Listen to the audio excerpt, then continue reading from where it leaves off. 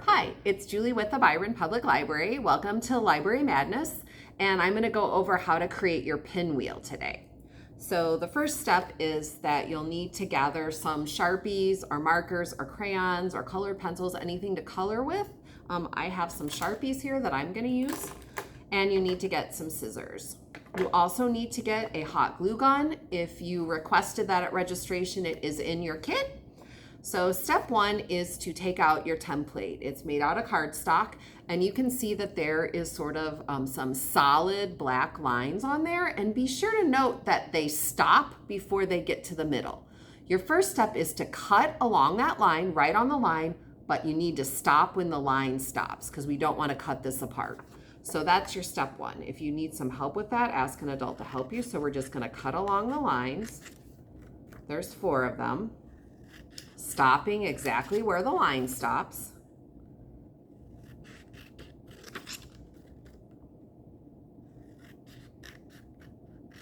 Okay, so now it's it's still together, but it has some movement. For the first thing you're going to do is decorate. So you can see there's dotted lines on there too, and where there's an A, it sort of forms a triangle. So what I'm going to do is decorate the triangle A's. There's 4 of them.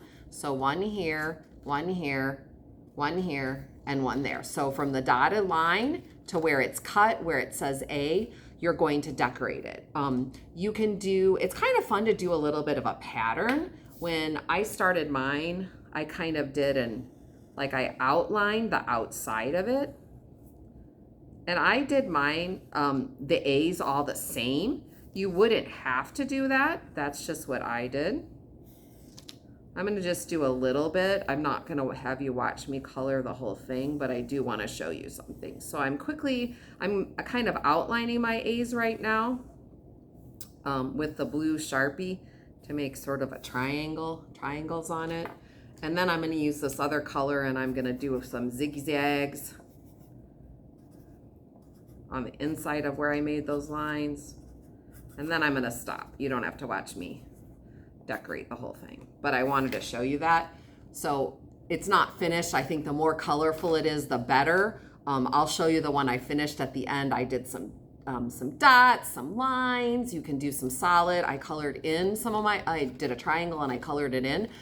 But the important thing is that when you flip it over, I can see through here. Maybe you can't on my camera, but I can see the side A's, because after we color our side A's, we're gonna flip it over and we want to do the B's, which is for you, there is a hole, but you have to imagine your line down the middle. And it also helps because you can see what you did on the other side and you don't wanna decorate behind what you already did, right? So this is what I painted, and you can see my little flap with the circle is a different triangle. So when I turn it over, I'm gonna imagine a line down here and I'm decorating these other triangles. So I'm gonna do that on the other side.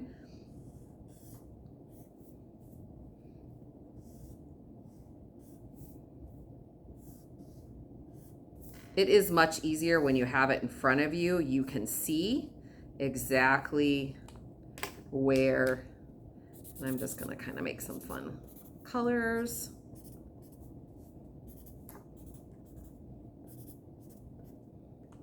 Okay, so then you can see that it's opposite. So the backs are always white. So that's all I'm doing on that side. I would fill it in some more. So you're gonna fill that all in, okay? And then you have a straw, you have a skewer that's been cut off, and you have 2 beads. The beads are 2 different sizes. One of them has a bigger opening, so play with that, because you can see this bead I can slide all the way down to the end and off of my skewer. And this other bead has a smaller opening, it's kind of getting stuck. So that's important, you need to know which is which. To begin with, you'll need the bead with the larger opening. So your straw has a little Sharpie mark at the top, and what you're gonna do is you're going to pierce this through the straw. You might need an adult to help you. It might seem like it's not gonna work, but just push and you can work it through. And then once you get it through, it takes a little bit of doing, but you're gonna push it through so that there's just a tiny bit on this side. So see how I did that? I pushed it all the way through. And then I'm gonna take my big bead, that was the big with the largest opening, and I'm gonna push that all the way against the straw, okay? Then what you're gonna do is you're going to, in the middle of your template, you can see there's a black circle, and you're going to pierce. So this is gonna go through that black circle, okay? Like so. And then you'll have your holes, and you want to gently kind of bend it. So it's gonna be a little tricky. You might need an adult, but you're just gonna fold those sides with the holes, bending it a little bit, and I'm holding it with my thumb. So you're gonna bend all 4 of those over your toothpick, and that's made your pinwheel, but how's it gonna stay? Whoops, and I just dropped mine. So I let it go and it popped, but that's okay. We can just redo it. So definitely you need a helper for this because it's kind of hard to do everything yourself. So I'm gonna get this back together. And this is where your hot glue gun comes in. You're gonna put this other bead on the end, but we want it to be on securely. So I'm just gonna put, you don't wanna use too much hot glue because I'm gonna put a little bit of glue on the tip, just the tip of my, and it's kind of falling down, so I'm gonna kind of pick it up. And then I'm gonna just actually put the glue in. And then I'm gonna hold it here while it dries because I don't want my paper bouncing up and sticking on that hot glue. So I'm holding it like this while that hardens, because otherwise when I let go, the paper is gonna fly up toward that bead and it's gonna get stuck to it, which is what happened to me the first time I made this. And then I kind of had to pry it apart. So it dries fairly quickly. It actually feels dry to me now. So there you go. So now your pinwheel works. And here's my finished one. You can see it's very colorful. Now, when I first started this, I always said, this doesn't work. You just have to blow on the right side. Like, that's not working, right?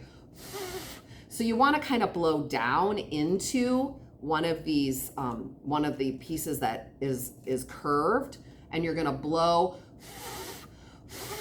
Okay, that's not working. And the other thing to test is to make sure that there's room. So just play around with it. This is not going as well as the first time I tried it, so just play around to make sure it has some freedom. And maybe pull that apart. And also even pull it back a little bit more so there's more room. And that one was going pretty well. So try different ways to see if you can get that pinwheel to blow. You might even try, like, would it work with a gentle blow dryer? Will that make it go round depending on where you hold it, or a fan? Okay, that one's not going. Ooh, that one went really well. So you just got to get it just right, and then it'll start spinning. Okay, so have fun with that, creating your own pinwheel. Thanks for joining me.